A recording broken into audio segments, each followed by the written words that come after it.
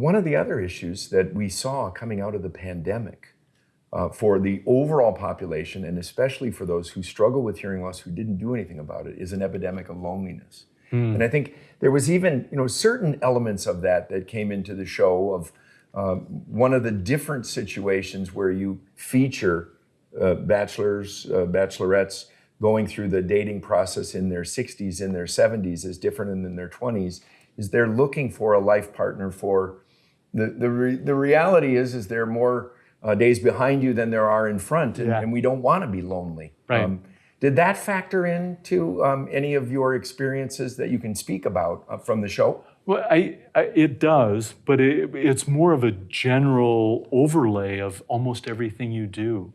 Now if I'm going to date someone, one of the first questions is, how healthy are you? What prescriptions do you take? We don't care about children anymore. We don't care about life goals in a career or anything. It's like, okay, can we take care of each other as we get older and older?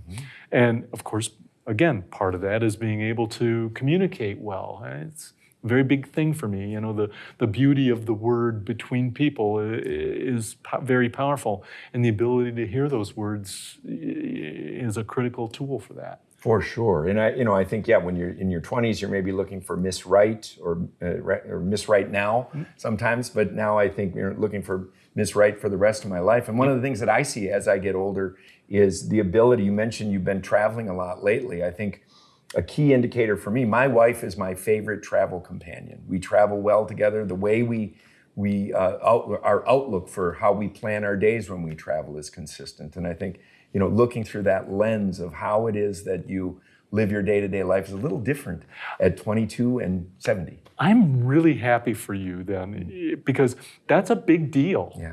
I've traveled with several different women, and the objectives that you have day by day and long-term for a trip, if they're significantly different, you don't enjoy the vacation time as much. When you find the right travel partner and they happen to also be a spouse or someone that you're going to be with permanently, that's huge. I am seriously happy for you. I'm very blessed, and like I said, we all have something. We all have something we have to address with as it relates to health or physical condition or whatever.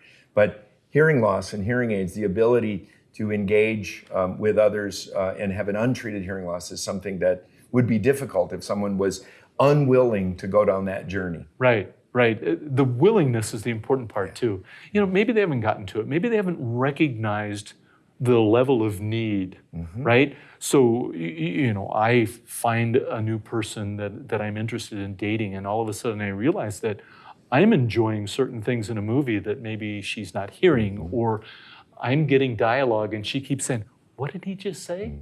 Oh, what was that? And it's like, okay, that was my first indicator of a need to think about hearing aids, is that I was missing so much.